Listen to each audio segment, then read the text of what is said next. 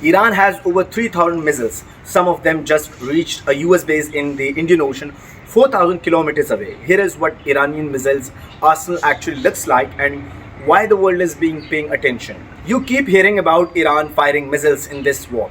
But what exactly does Iran have and how dangerous it is really? Iran holds the largest ballistic missile stockpile in the entire Middle East. The total arsenal is estimated around 3,000 missiles of varying types of range.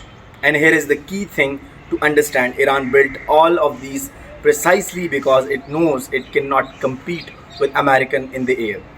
Its air force is outdated, so missiles become its equalizer. Defense analysts describe Iran's missiles force as the Middle East's largest and most varied, spanning ballistic and cruise missiles, and designed to give Tehran reach even without a modern air force. Now let me explain the three layers of this arsenal. The short-range missile system like the Fateh, Zulfikar and Qum have a range of roughly 150 to 800 kilometers. These are built for rapid strikes on nearby targets and can be launched in a large valleys to overwhelm air defense system.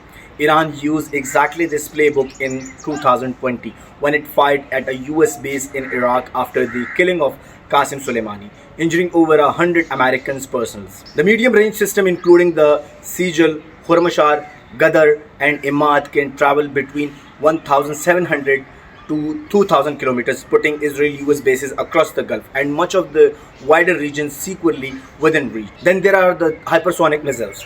Iran's Fateh 1 and Fateh 2 are hypersonic missiles, reportedly capable of Mach 13 speeds, making them extremely difficult to intercept. And now the most alarming development of the war.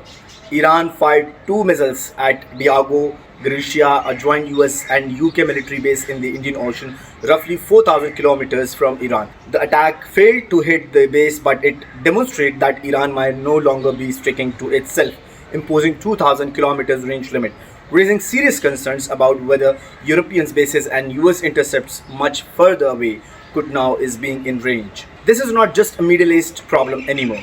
The reach is expanding.